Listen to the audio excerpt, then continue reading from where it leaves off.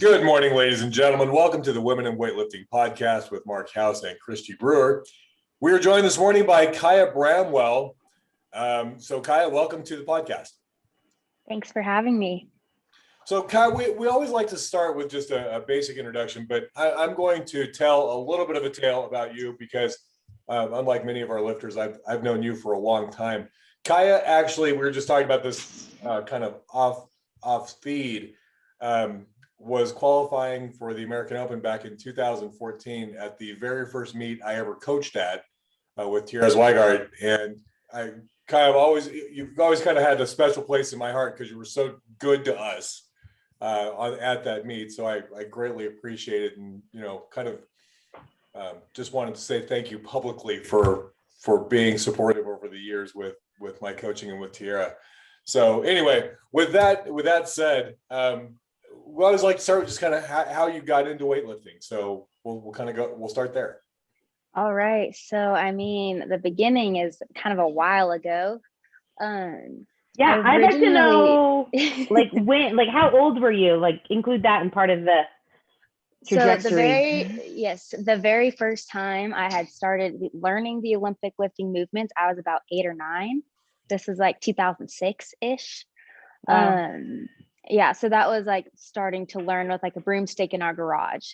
And so when I say starting to learn, that was me and my sister. My dad actually got us introduced to it because I think around that time he had been introduced to the sport. And so we at that point were in 4 or 5 different sports year round. We were a very busy family. There's 4 kids. And me and my sister specifically were involved in a lot of sports and started getting competitive around the ages of 8 and 9. And so I had started then. I had competed a couple times. The 2006, it was the AAU Junior Olympics, and it was with some of the OGs Marissa Klingseis was there and Sydney Goad was there, and we were babies. And then I didn't actually really get into lifting again until high school, but throughout those years, throughout middle school, I had done lifting here and there, just trained a little bit. My dad had us work with a couple coaches, just a tiny bit, but mainly it was just him and me and my sister in our garage in a really hot Arizona, like an oven in the garage. Let me interject something here. Yes. So Kaija's dad, Eric, is one of the kind of leading forces in youth, particularly youth weightlifting in Arizona. He has really gotten the youth lifting programs in that part of the state just on the map. So when Kaija's saying that she was trained by her dad, it's her dad's quite the force, is quite a weightlifting phenom in and of himself, both as a lifter and as a coach and an organizer for youth sports here in Arizona. So we're kind of happy to have him. Anyway, go ahead, Kaija. Oh yeah, absolutely. My dad, I guess my sister and I were the guinea pigs for all our sports because there really weren't so many opportunities out there for kids our age. So he's the one who started it for us. And so that was just in our garage, through junior high, 6th, 7th, 8th grade, we were just training a little bit here and there. But then in high school, so that was my freshman year, we started doing more of the Olympic lifts. And I don't think I had done a competition that first year, but we basically had gotten started back into it because my main sport was track and field and I was a pole vaulter. And I think my dad knew for height wise, I'm a bit short. And so I ended up focusing and incorporating lifting into a lot of my main training days because I needed to be the strongest and the fastest. So we mainly got back into it or increased what we were doing to help assist all the other sports. Volleyball was one of the main sports. Track and field was their number one.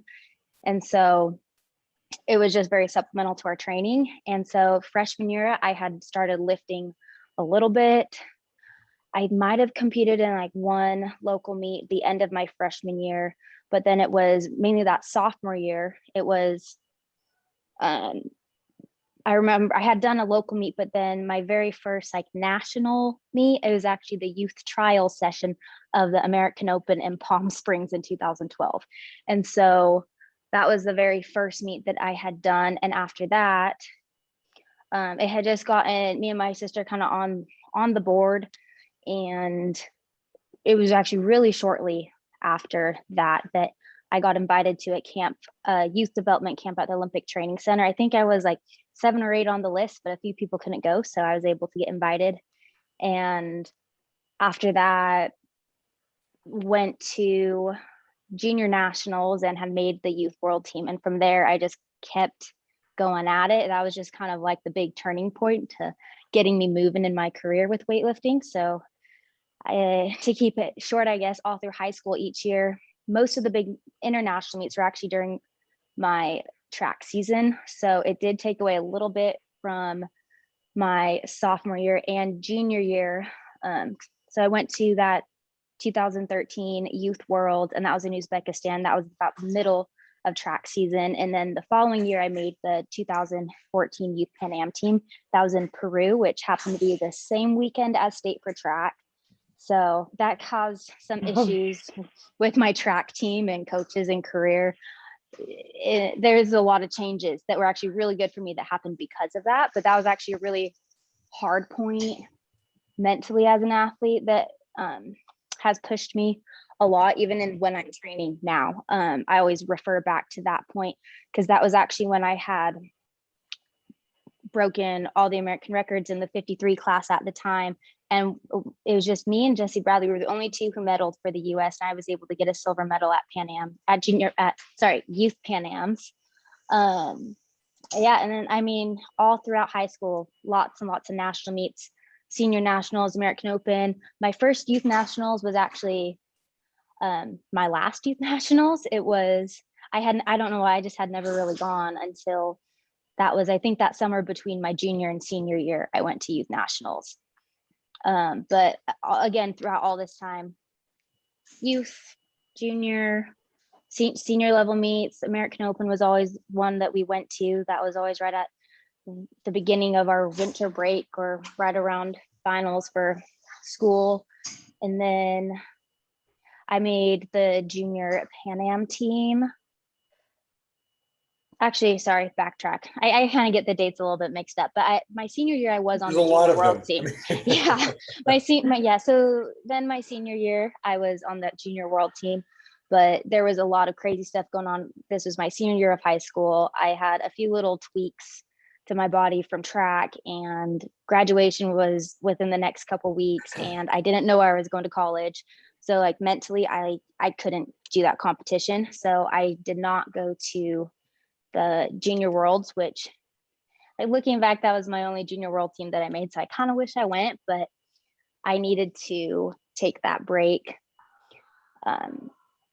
Anyways, then in college, I actually went to BYU. I was recruited for pole vault. And so my very first year I ended up redshirting because my coaches knew about my weightlifting, and I had qualified and made the junior Pan Am team that year, and they really wanted me to go. And after that, I was going to transition to just track.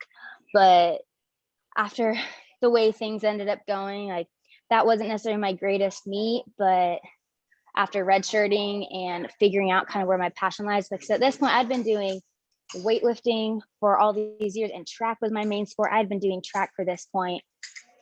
Oh, let's see, it was like 10 or 11 years of my life. And I mean, the freshman, sophomore year of college, 18, 19 years old. It's most of my life had been on the track or in the gym, and mentally and physically, my body was starting to reach that breaking point in track. And so I decided to take a step away. And so it was my sophomore year of college. It was midway through sophomore year of college, I decided to take that step away from track and only be a weightlifter. So yeah, you were competing at the highest levels in 2 sports for 10 years. Yes. So making international teams. And then, so for track, yeah, I had been doing lots of regional, national meets all throughout club track, and had a bunch of state records and even a couple national records for my multi events. And that was all throughout the same time I was doing weightlifting. So when you say multi-event, like a decathlon or? Yes. Yeah. So I didn't really do the hip, partially for my height, but they actually there's the Great Southwest. How tall are you? Well, I'm a whopping 5'3" on a good day. Hey, you're one of the tallest You're people like- we talk to. Yeah, you're I a know. tall I am. 59. I'm a tall 59. I was a really tall 53. Oh, I don't yeah, know no, how I was a 53 for so long. But yeah, just like the taller, lanky one out of the bunch. But I mean, relative for track, I was real short. So in and like high jump, you score a lot of points in the hip. I was not. I was a little vertically challenged in high jump, but so in track, they got, at least for high school, they don't really have multi events until the very, very end of the season. They normally will have like one event. Like Arizona, they had one multi event for the high school. Club track was a little bit different. They always had multis going on at most of the meets, but for high school specifically, they only had that one opportunity at the end, and it was normally right after state. And so I actually had been going to the multis for, I think I went 8th grade. I got invited. So 8th, 9th, 10th, and 11th and 12th. So there might have been one year that I had skipped it in that bunch. I think that was actually the year that I went to youth Pan Ams, because it was around that same time frame. Anyways, I competed in the decathlon because they actually offered it in Arizona, but the big meet for multis in high school was the Great Southwest. So that was always in Albuquerque. They had all of the states in the Southwest. It was really big, like the only chance for multis. That was basically nationals for the multi events. And so they had the women's deck with hopes that they'd be able to get that into colleges at some point, but they still haven't progressed to that point. But because pole vault was my main, and I actually did hurdles and long jump and the sprints. And so most of the events I had done really well at. And then with my weightlifting background, the throws came pretty naturally to me.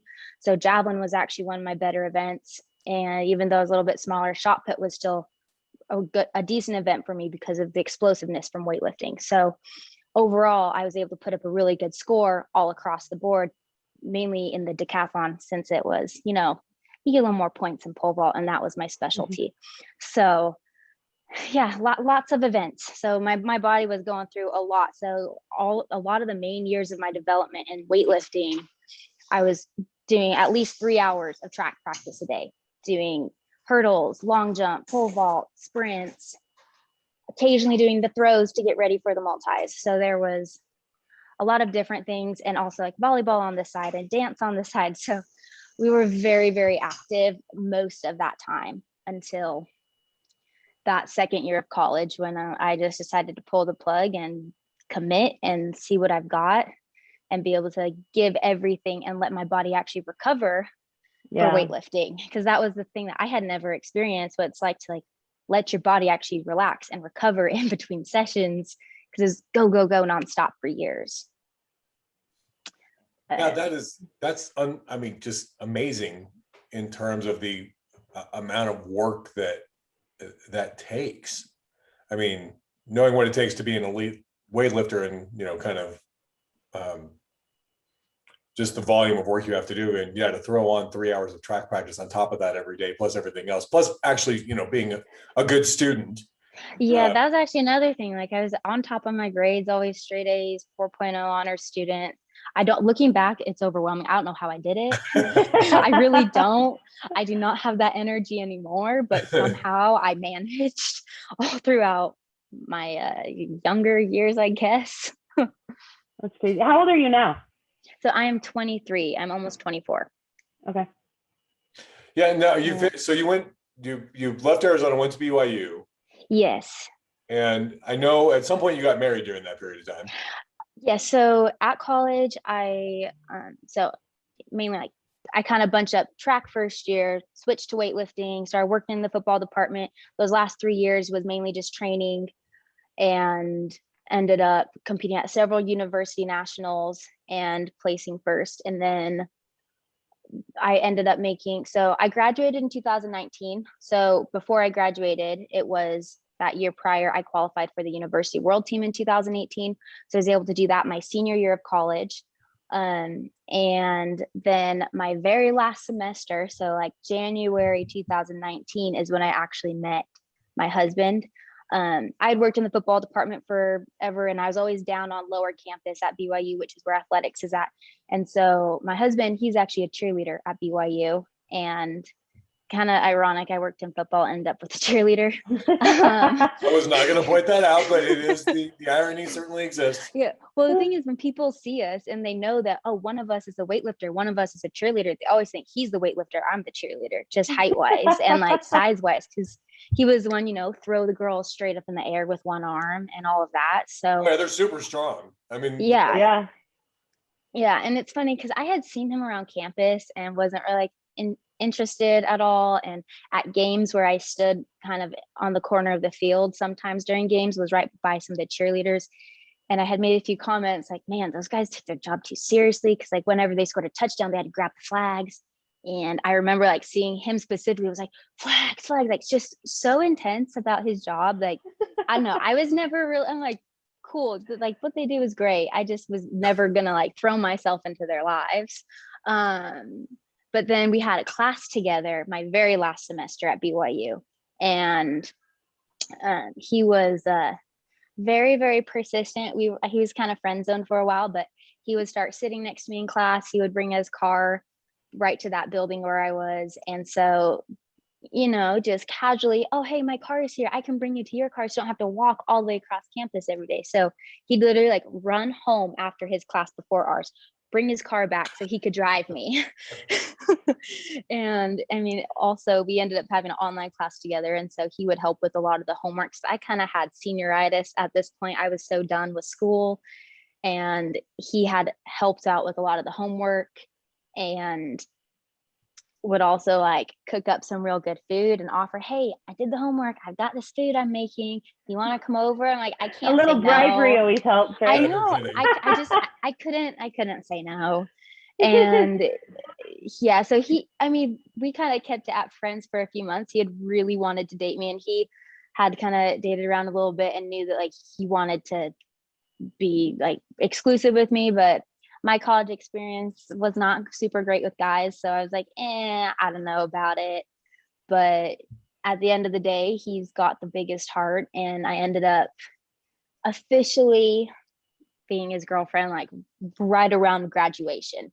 And so we got married that following December. So I got married after I had graduated from BYU, but he was still a student. So he finished 2020. So with his graduation, it was a COVID graduation. That last year was a little wild, but yeah. So and then, yes. You didn't do a mission, did you? I did not. Yeah. So I just I went straight through school. So I graduated right at 21, which at BYU, for like most people don't really understand, I was older for not being married, but young for graduating, because I didn't serve a mission. And I like made it straight through BYU without any like gap years or being married before really I graduated. Yeah, so, you waited until after you graduated to get married. I mean, what are you? I know, right? She's an anomaly for sure. So I know, right? So what do you do? I mean, what are you doing professionally these days? So I got my degree in exercise and wellness, and that was actually the same degree as my husband. But I am a sports performance specialist. So this is another part of our story. I told Austin when we were dating, like, hey, I've been on Power and Grace for a couple years, and my coach, I've been a remote athlete for so long, I need to move to Georgia. This is my next move. Like, you can come with me or not, but if you're going to come with me, like, that's when we kind of decided, like, okay, we should probably get married. And things were going on a really great track. So it just made sense for us. And so it was right after we graduated, we tried to figure out some work things in Utah for a couple months, but then pulled the plug and made the move out to Georgia. So currently we live in Lawrenceville, Georgia. And so I can train at the Power and Grace headquarters. And he works in sales. And yeah, so anyways, when we got here, like, it was actually kind of hard finding jobs, but between some of my weightlifting certifications and my degree, I was able to get a job as a sports performance specialist. I mainly coach 8 to 18-year-olds, which in college, some of my internships were a lot of that speed and agility based, and it kind of taps back into my track background. So I can be in a gym environment and a training environment without thinking of weightlifting all the time. So it's actually really fun being able to incorporate all of the fun drills that my dad would have us do at the park growing up but now there's like facilities where these kids can come and have that training experience. Oh yeah, you've got the 30-yard indoor turf, Oh yeah. Yep. facility and all that kind of stuff. That's cool. Oh yeah, we had the park and we had hills, and my dad would buy the equipment and we'd go to the park and throw med balls or throw shot puts. Like that's all we had. So big step up. So is this like are you in with a private company in Georgia then? Are you? So I do a little bit of stuff on the side here and there, but right now I'm actually working, it's called Redline Athletics. So it's a pretty big corporation. I think they've got franchises all around. But the location that I'm at is a brand new one here. So there's a head coach who does all the programming, and then there's me and another assistant coach who we kind of take over all the classes. And so, and you're actually training with Spencer at Power and Grace headquarters then? Yes. Yep. Wow. So tell me about your guys' training. Like, how often do you train with Spencer? How often do you train, like, in general, like your training schedule? Yeah, so my schedule, since I've been with Spencer, it's kind of changed quite a bit. Like, he's actually been really good with, like, when I was a student, if it worked in my schedule, some days I'd be able to do 2 a days, but then on certain semesters I can only do 1 session a day. And just the way my body has been like adapting and recovering recently, and with my work schedule, I just train once a day, but then Thursdays and Sundays are my recovery days. So I do not train. I don't go to the gym on either day. But because of my work schedule, and normally Spencer, he is a high school strength and conditioning coach. So when he gets done with school is when most of the team does our afternoon training. However, with my job, we start coaching when kids get out of school too. So that's where it gets a little complicated. So Mondays and Tuesdays, I train in the morning. And for some of the Power and Grace teammates who do have 2 a days, I see them Monday morning because that's their first session. And then Tuesdays, it's typically a solo session. But then Wednesday afternoon, I don't have work. So Wednesday afternoon, I'm there with the team. Thursday, I work because it's my rest day. And then Friday, I'm there with the team. And then Saturday mornings, I train a little bit earlier than most of the team. They show up when I'm like finishing up, and Spencer's normally there too. And then I go to work as well. So I work Monday, Tuesday, Thursday, Saturday. So I work like 4 days a week, just part-time.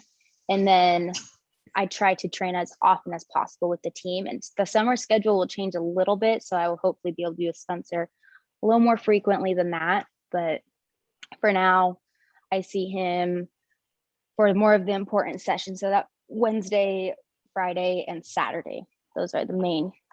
And when's your heavier session or your more technical session? So Fridays are normally the bigger days, snatch and clean and jerk, whether it's complexes or just the strict lifts. Fridays are our big days.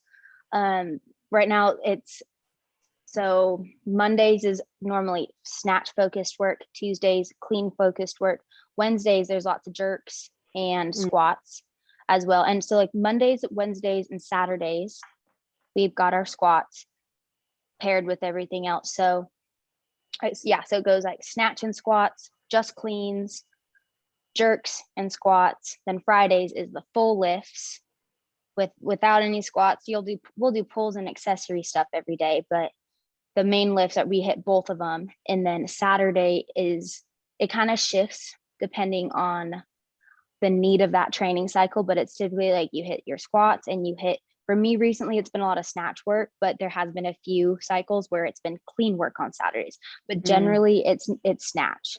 So since that's kind of what, as an athlete, I need to work on the most. Yeah. I need a lot more practice in that department. I feel you on that one. How often how long are your training sessions? It depends. So there are some days when I move real fast, I can get done in like an hour and a half, but typically like Fridays are always the long day because I get there, warm up, take my time. Yeah. Sometimes I take like a 5 to 10 minute break between snatch and clean and jerk. So, I mean, and the whole team's there. So you also get talking and socializing. So that's why that session, it can be close to like at maximum 4 hours, like only about 3 main working hours, but you're always there longer. So typically like I try to, I try to get my sessions done like 1.5 to 2 hours. Okay. And And I is like that, to move. I yeah. do you do a lot of like mobility and accessory? Like, do you take a lot of time doing that? Or have you noticed even like a difference when you were younger versus like as you've gotten older? And not that you're old, you're not old. Yeah, my body feels old, trust me. It's taken a beating over the years. Yep. So mobility wise, like I have my warm-ups that I do. And when I was back in Utah, I worked with a movement specialist who, when I had gone through some injuries, he had put me on this kind of like prehab program, mainly activation, muscle activation. And so that's the Yeah. biggest thing. Like once I started doing that, I noticed a lot of differences in my training. And so each day I switch it up, but I'll do like one or two little things from that activation. And I also typically revert back to my track drills and dynamic drills to get my body warmed up. I used to be able to just show up at the gym and start lifting, but that has changed. Definitely take a lot longer to warm up.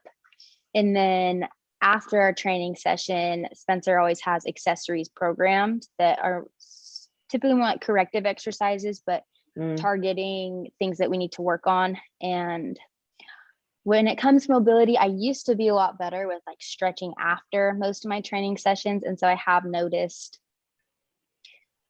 when I don't take the time, my body definitely feels it. And so in some ways, like, especially in college, the coaches were like pretty set when I was done with my lifting, like they'd have me go roll out and stretch and make sure I was taking care of myself. And recently I've gotten away from that a little bit. I still try to roll out and do some stretches, but it's just more of the dynamic movements and moving around. But on like Thursdays, when it's my recovery day, is when I'll spend more time at home trying to like stretch, sometimes doing a little bit of yoga or something else, but just to keep my body moving and healthy. How's your nutrition? Like, have you noticed like a change in that as you were, you know, like as you, for me, like when I was a youth athlete, like I didn't know jack. I survived on hamburgers and milkshakes. And like, I also grew up in the 90s. So like that's just what everyone did. So yeah, I'm curious about like your nutrition from your like your youth days and as you've matured as an athlete, and even as your needs. Yeah, so that's something like my parents have always been pretty good about helping us like stay fueled. I mean, we would occasionally have junk in the house. I feel like nowadays when I go back home and visit, my dad tends to have more junk in the house now than when we were growing up. But yeah, we would. There were four kids. It was a little crazy in our small house growing up, and so. So where are you in fourth? I'm the second. Okay. So it's me and my sister. Then I've got two younger brothers, and we're all like really close in age. So my mom had the four of us in under 5 years. That's the same as our family. Same. Yeah, so like we're real close. Now we're best friends. High school age, not so much. Yep. Yeah, lots of bickering while growing up. Yep. But anyways, like nutrition wise, like I'm trying to think, for the most part, we always had lots of food at our house. But I mean, you know, shop at Costco, a big thing of goldfish. We kind of snacked on whatever. But then one thing that this always stands out to me, in high school, my dad was really good about making sure like we always ate breakfast. And when my sister and I, we actually had a boundary exception to the school we went to and had an A-hour or zero period. So we'd have to leave extra early. So like he would make us little like egg breakfast burritos, like put it in foil and like send it with us every morning to make sure we were getting protein in the morning. And even like little protein shakes or like little muscle milks. And thinking back now, like our snacks versus a lot of my friends, they were a lot healthier. But it to me, it wasn't like, oh, we're eating clean and healthy. It was just a little bit healthier of an option.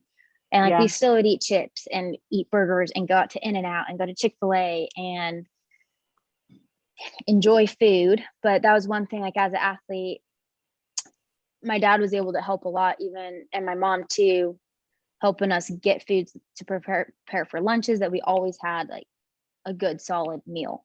And dinners, we always had a good solid family meal. Most nights, even when we had sports all over the place, we would eat dinner as a family. And especially like Sundays, it was always like salmon and rice, and just for the most part, like pretty. It was in a roast potatoes and Yeah, I mean, we wouldn't eat like straight Idaho potatoes, but yeah, lots of, I don't know. To me, it was just like typical food. And in high school, I started paying more attention to my nutrition, but I actually didn't have the best relationship with food, especially when I was a 53-kilo weightlifter. I Yeah. remember like between my coaches all the time, I was like really stressed out about body weight. And so unfortunately, it did have a negative impact on how I viewed food at the time. And when it came to having to cut weight toward the end of high school and beginning of college. But then it was in college where, as a student athlete, we actually got like quite a bit of food from the nutrition center. It was actually almost too much for me. But I was able to start figuring out what foods my body responds better to.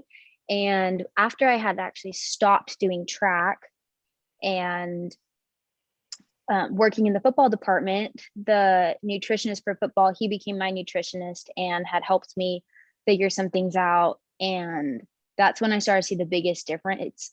It was mainly that shift to food as fuel. So that's how I like live my life now. Like food is fuel for anything. And so I have a lot better relationship with food. And that started that second year in college. Just between, when did yes.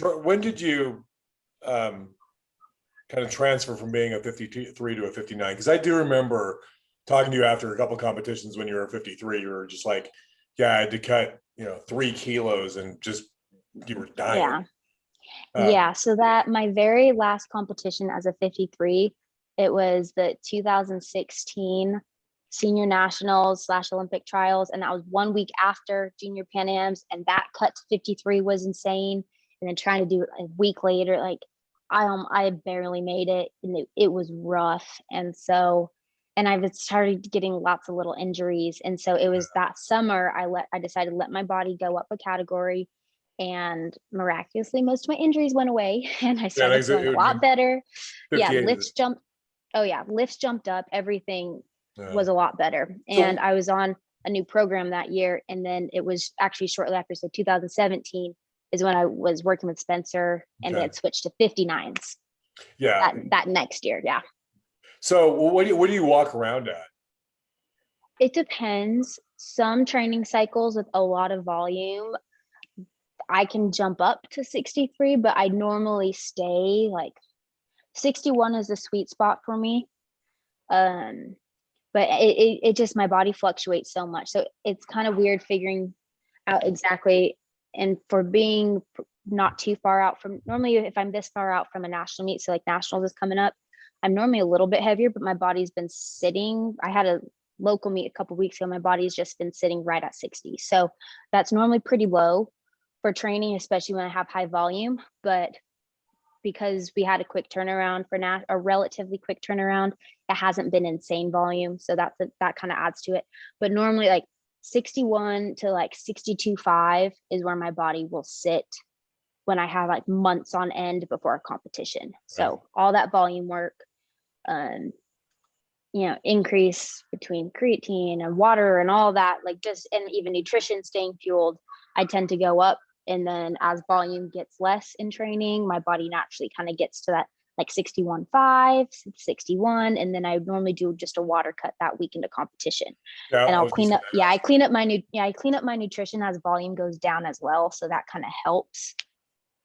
Yeah, get rid of the salt and the sugar and just kind of let everything come down. Yeah, but for the most part, like I eat what I want, but at the same time, what my husband and I, we both eat really clean. He's very much into fitness, goes to the gym every day, loves eating healthy, clean food. He just eats a lot more of it. So we make a lot of food, buy a lot of food.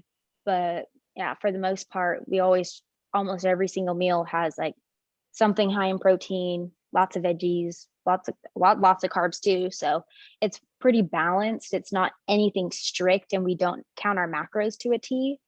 But that was one thing that I had actually learned with that nutritionist back in college was, for me, like I relatively know what I need, and it's also more listening to my body and how I'm recovering and what I need more of versus getting fixated on any numbers. And that was one thing that, because I got a little fixated with cutting when I was younger, that wasn't healthy. Like I just choose not to pay attention crazy to numbers, just so I don't have to, like, in the back of my mind, I know I'm good now, but that's one thing that I don't want to have to be so focused all the time. I'd rather just have a healthy relationship with food, know what I need to know what I need to eat, know what I need to do, and feel good. So yeah. One of the things that I find most fascinating about talking to elite athletes is kind of the mindset of kind of day of and then kind of on the platform. So what, like, day of the event, what are you doing? I mean, are you talking to other people? Or are you, Kristi just sits in her hotel room and does nothing? I'm a total pretty much hermit. same. No, that's basically what I do. I pretty much sit in my hotel room. And that's how it's been years, like even as a youth lifter. And my dad was always really good about this too, like stay off your feet, relax before. That was like my time to get in my zone, put on whatever music I like, just chill. And yeah, it's hard not talking to people, I feel. So when you're but alone in the that's just hotel something I room, did. do you pay attention to what's going, like, are you watching live streams of the competition? Are you looking at Instagram? Are you just like out of weightlifting completely?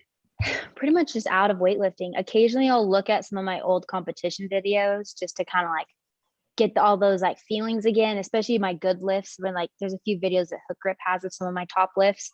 And so like I'll kind of go back, kind of remember that feeling and just get that visualization kind of ready for what's coming.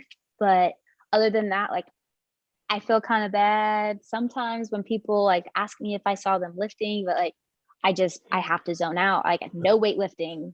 And like even if there's like friends or youth lifters or like my dad needs help coaching something, like I just have to kind of shut off beforehand. All right, so now let's take you into the Do back. you I'm curious, one more. So so you're 59, and if there's like youth or 45, like if they're 2 days out, do you watch them, or is it pretty much you don't watch anyone until after you compete, or is it like just the day of? So I'll watch a little bit like a couple days before.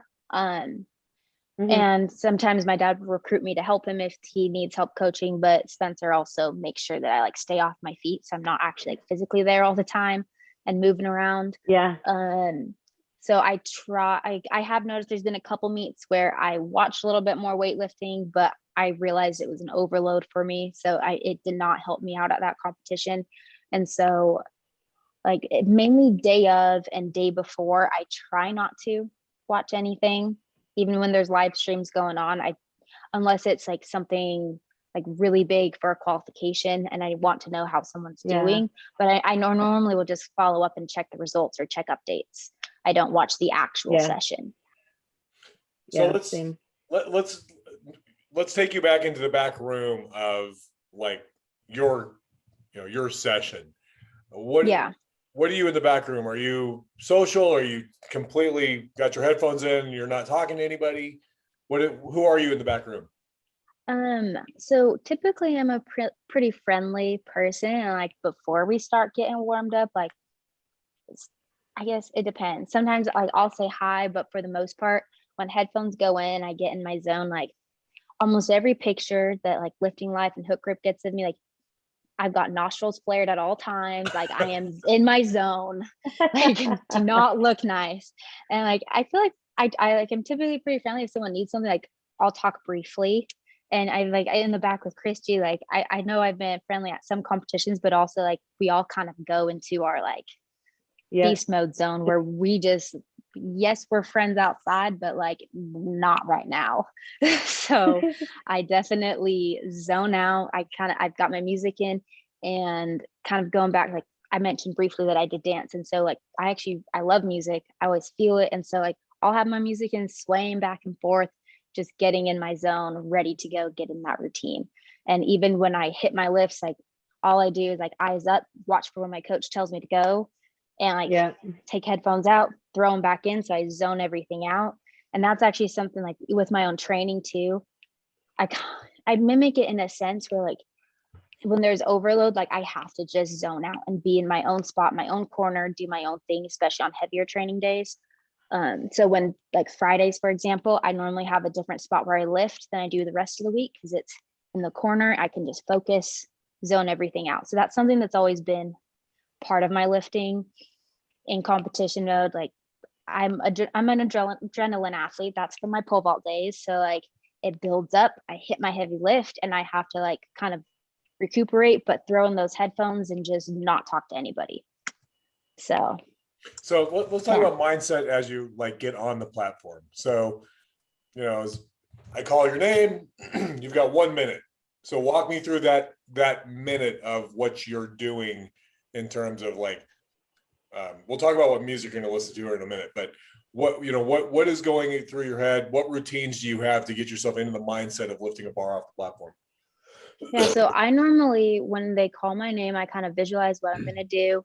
We have the walk up and let's see, I mean, focus on my breathing. That's the biggest one.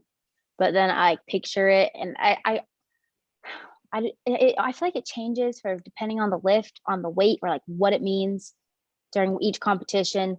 Some like typically for openers, just all the confidence. We're like, okay, hit this, crush it, let's go. It's my time, like walking out, getting ready, and then breathing, trying to focus on it. But I do have my little setup that I've had for years. So when I get to the platform, I always end up like hitting my legs, but I have a little toe tap.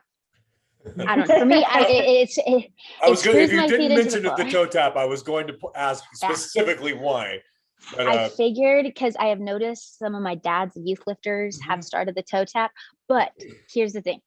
When I first started lifting, when my first pairs of shoes, they were hand-me-downs and they fit me, but they were too long. So I'd tap my toes to get my feet in, like my toes out the front. So my shoes were too long. So I'd hit my toes. So I felt more in the front of the shoe. Yeah. And then I'd screw my feet in. So I felt solid on the floor. So it's still very similar, even though my shoes fit real good now. Like I've got good shoes, but it's that tapping that screw the foot in that like, it's just for years. It's just what's gotten me ready, gets me in the mindset, even in training. I do what people know when I have my heavy lifts and I'm getting ready for it. I'll kind of get my legs ready. And that was one thing from track too. I'd always, before a start, when you're getting ready for the blocks, hit the legs, do some jumps. But instead of doing jumps, I do my little shrug to kind of mimic the pole. And then my little twinkle toes on the platform to get my feet ready. And it just gets me locked in. So once my feet are in and I grip that bar, I'm a very fast, I guess some of my teammates in training, they took a while to adjust. They didn't realize like I attack the bar and I go fast. I don't sit there and set up. Yeah, you have a more dynamic start. Yeah. So, cause I mean, training with like Jordan and Harrison, like I love watching them lift. They do take their time to get set, especially Harrison. When people watch him lift, he takes his time, gets set. He's waiting there in that bottom position before he's ready to go. But for me, like I get my belt cinched up, I get my legs hit, I've got that adrenaline, take my breath, screw the feet, and I'm out of there. Like once I get set and I grip that bar, I know I'm going. So that's one thing I think that's also just part of my nature. When I pole vault too, it's that adrenaline, like I build it up and I go. And so that's just something that's kind of always been part of my start. And I know my dad, with years watching me do my lifts for snatch, we've been working on slowing it down so I get set a little bit better. But it's just all that energy, all that build up that I get there and I just have to go. So. Well, it's worked pretty well. I mean, yeah, so far it works for me. I know. Especially I'm clean curious, and jerks. what are your goals for like near, long term? What are you working towards? So big picture, ever since I was younger, making an Olympic team is obviously like huge goal. Yeah, big. So, and talking with Spencer, even when I first started working with him as my coach, 2024 has kind of been that year with that big picture in mind. Mm-hmm. So I've been in the sport for so long, I'm not quite exponentially increasing my numbers, but there's technical things that as I start to get it, my numbers go up. And so it's that matter of getting the right timing up to that point. And so I have not yet made a senior world team. And so that is one of the big goals, is to make a senior world team in the next, obviously the next few years going into this next quad. So that's one of the big goals. Another thing, I've been chasing down at 200 total for years. I've been right there for so long. Well, Sorry, and one Kyle, sec. that was actually going to be the point I was going to mention is, we're going to see the 200 kilo total in Detroit because, there's only six. There's only six of you that six 59s that have actually hit a 200 kilo total. So that's a pretty exclusive group and you're sitting at 198. Yeah. So, I mean, in training, for example, a few weeks, it was like a month or so ago for complexes. So like deficit pull plus a hang snatch, I hit 86, which is 1 kilo below my best. And then for a similar complex, I hit 111 and that was just normal training day. It's like 86, 111, that puts me at like a 197 total. And that's a complex. So we know that I've got that strength reserve and that like my technical stuff is starting to come to place. It's just a matter of like, we had a local meet and that Spencer was actually betting on me hitting like crushing the 200 total, hitting a bigger one. But unfortunately I got sick like the week before and like it was rough. And so getting sick just kind of sucks. It was just a really bad timing for it because I was at the strongest point. And then, but yeah, it was unfortunate that it happened right at that week because Spencer was betting on me. And I told him, like, Spencer, I don't think you realize how sick I've been. But he was really betting on me hitting the numbers that I needed to. Because I first hit 87 and 111. This was February 2019. And that was like a huge breakthrough. I hadn't hit over like 85 and like 105. Those are basically my top competition numbers. So after lots of training it was a 19-week training cycle. I remember this. I was able to hit that 87, 111, and I actually attempted 90 on my third attempt and almost made it. And so I had those numbers. That was a couple years ago. Then like, weightlifting's like little waves. Sometimes things are great. Then you're like just plateaued for a little while, down low. And so I've made breakthroughs in some of my lifts, but finally I feel like both of the lifts are starting to come together. So maybe 91.12, 91.15. I mean, we'll see how consistent things go. I really would love to hit that 115 in training. Yeah. I almost had 120 for a jerk over my head, but like I hit 117 and 115 as those were PRs for me in jerks. And I was just like a regular training day. It felt good. So I was going up and it looked good and felt easy. And so I know once that weight is there, I can do it. It's a matter of getting that technical stuff with that clean and with the snatch. And so snatch wise, same. yeah. Especially like snatch wise, it is a little more hit and miss. Unfortunately, I wish I was more consistent with it, that I could always hit those heavy numbers. But that's something like that 86 to 91 range is definitely like where the eyes are at. So that range, like get a PR at 88 would be amazing. But anything above that, like the fact that I had 90 at one point, like we'll see. I mean, I still got a few weeks with the next training cycle to see how things pan out. But we're pretty hopeful, I guess. And just been listening to my body and figuring out the best stuff for me to do right now. But if you can put up a high 80 snatch, 88, 89, or even 90, I mean, the clean and jerk side of the world has always been like your strong. I mean, that is true. That's your strong suit. So if you can carry a 90 kilo snatch into your cleans, God, that would be fantastic to watch. I know. I've never quite set myself up that great before. But if I do have like a great snatch day, like, normally it's my clean and jerk catching up for my snatch, which is why my clean and jerks have been so great. But when I've got everything like lined up and in that zone, got that adrenaline, know what I got to do, and it's right there, that's when the weights tend to actually move a lot better than they move in training. So yeah, I'm excited to see what'll get put on the bar. I've had some things in training the last few months that we've had to make adjustments for. So we're definitely like going into it with a lot of adjustments we haven't had to make in the past, but I'm hoping that like everything will fall into place and be able to leave it all out there.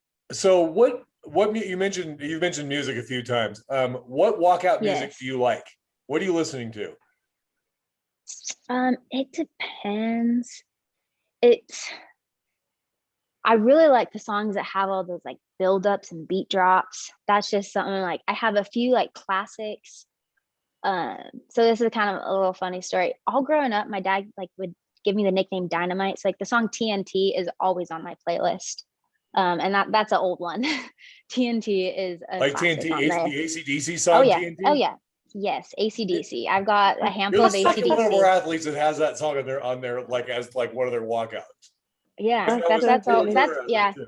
yeah. So like that one and like Thunderstruck, like those are some of like the OG ones that I have always just been like from the years when I was like 13 years old in the weight room and that was playing, like it just brings me Yeah. back. And so, and then with my dad always give me the nickname Dynamite. And I'm like, okay, well, I'm Dynamite, let's go. So that song's always been on there. I've got just, yeah, I've got like a mix of some different like EDM stuff, but I also have like, I don't know what it is about it, but like The Greatest Showman, The Greatest Show, like that song like gets me pumped. It's like just like the buildup of it. Like there's just something about that uplifting buildup. And there's a few others, even that, for example, there's one song called like What's Up Danger, and that was actually from like a Spider. I never saw the Spider-Man movie it was from, but there's certain songs where it's more like I don't like anything explicit, clean music that's just like really gets you pumped up. So some of the stuff I listen to actually doesn't have any words. It's that same kind of instrumental build up with the beat drop. Sure. But I mean, again, like going back to like the last few competitions when like The Greatest Show comes on, like that movie was just like amazing how they did it, but like the music, there's just something about like the emotion behind the music, but like that building up effect, it just taps into my adrenaline side.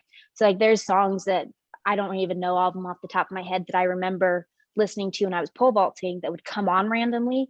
And so I remember like just like Shazamming it and adding it to my competition playlist. So there's some songs where it's just, you just get that feeling before like a vault or before you start an event or before you take a lift, that build up. So it's funny, like there are a few like Taylor Swift's songs when she switched to pop, like there's some pop music in there. It's all over. It's all over the board. Yeah, the reason I but ask is, I mean, I'm actually trying to coordinate walkout songs for you guys oh yeah, when I'm announcing, and yeah, so which is like, yeah. so if we can do, Thunderstruck is always like that's always a good one. Yeah, there's a few of them like that one. I know that Come With Me Now is one that has played several times when I walked out, and that's a really good one. I actually did a dance to that in high school, so I don't know why, but that song, that there's a few songs. And what's funny is so back in, it was at University Worlds in Poland 2018, they kept playing all this American music. And so like I was the one American, I actually took out my headphones, I didn't even need them because I was just like dancing along to all this music. They had like Pitbull, Fireball was one of the songs, but one of my walkout songs they played, it was We Will Rock You. And I'm like, all this stuff, I was the crazy American just dancing, getting in my zone, crushing it, because that meet was actually one of my better ones and I was able to come away with first. And it was just more, I was in that fun, feel the music, feel good, my wrist just snappy, just feeling it. And that's when my best lifting happens. Right. So I know I have to tap into that feel good side of it and remember that lifting's fun. It's not going to just crash on me like, this is exciting, it's amazing what my body can do, I'm strong, I'm capable, like how powerful I am that I can lift this much weight. And that music taps into that side of me. So we have a couple more questions that we like to ask, and then we will let you go, because otherwise we're going to run into the you're good. So finish the sentence. You know you're a weightlifter when blank. You know you're a weightlifter when you hook grip everything. Like I hook grip my steering wheel. Yep, my steering wheel. Anything I do, it's just natural for me to hook grip it, I guess. My daughter was hook gripping her front squats the other day, and I was like, how do you hook grip a front squat? Like, Spencer makes me hook grip my front squat because that was something I needed to work on, like staying upright. So like now I hook grip my front squat. Occasionally I'll hook grip my back squats. I'm like, wait, don't do that. Like just hold it. That's one thing. Like I'll catch myself or do that. I can hook grip a back squat, but not my front. I'll do a full grip, but I can't the hook grip. I don't have that. Yeah, I do a full grip. I mean, I'm trying to think. I feel like that's the most thing weightlifterish. I've got the nice, lovely, like hickey marks on my collarbones and bruises on my thumbs. So calloused hands, like that's when I think, you know, you're a weightlifter when like you've got my hands basically. So, yep. Yeah. And then what is for you, like, what is the hardest thing about weightlifting? And this can be frankly as light or as heavy as you want. The mental aspect of it, especially when you've been in it for years, I would say is probably the hardest, because you know that there's ups and downs. So you also know, like, you know, you'll get out of that low point. One of the hardest things that I've experienced as a lifter, I think because I have been at it so long, when you see new lifters who come out of nowhere and they're still on that exponential growth and they're like starting to pass you up, it's really hard to like mentally take that step back and focus on just me and come back to what I need to work on and just what my goals are, and not get distracted by anything else. And so like that's something, it gets a little bit hard when I hear people who have only been lifting 2 or 3 years who are hitting similar numbers to me, like, oh, I was at a plateau for so long. I'm like, you haven't been at a plateau. If you hit a plateau for 2 months, try like 2 or 3 years. Like that's something that like I just kind of have to zone out what I hear and bring it back down to just like, okay, everyone's in their own journey with weightlifting. And I was in their shoes at some point, but like right now I am here, and mentally I just have to focus on what I can do and the controllables for me and not think about anything else. And that's something that's always been hard, is I've had to work so hard to shut everything else out for so many years that I think just mentally, like, keeping in that strong headspace is something that has been one of the biggest challenges. So the last question is, and especially for you, like you've been in this sport specifically, but just an athlete your whole life, like what is something that you would tell your younger self, you know, whether that's younger in age or younger in like sport in general? Like if you are new to the weightlifting and the journey, what is something that you wish you would have known or you would tell a new person? I mean, it'll all be worth it is one thing. Like there's definitely times when I was younger, when I had a lot of drama happen, back. This was like my junior year of high school. State was the same weekend that I ended up going to Peru to represent Team USA. And I actually ended up getting kicked off the track team, and I switched schools after that. And it was really, really hard mentally. But looking back at where I was then, and then having like a performance at 2018 University Worlds where I was actually on the top of the podium and the American flag was raised up. Like, if I could just tell myself when I was younger, like, just keep that positive mindset, keep pushing through it, but like, not just pushing through it, but keep enjoying it. I think that's the biggest thing, because there's been times where I've lost that joy. And so that's one thing, like with track, like I lost the joy for it. And that ultimately led me to weightlifting, which has been the biggest blessing. But to keep finding that joy in the sport, no matter what sport it is, find the joy, hold on to that, and keep putting in the work and remembering why you do it and the beautiful side of it and the fun side and exciting side of it. That's actually excellent advice all the way through. So, Kai, thank you for joining us today on Women in Weightlifting, and we look very much forward to seeing you in Detroit. And I, for one, will be looking for a 200 kilo plus total out of you. I've been waiting for that day for a long time for you, and I'm really hoping that we get to see it in Detroit. Oh yeah, me too. Thank you. I really appreciate it.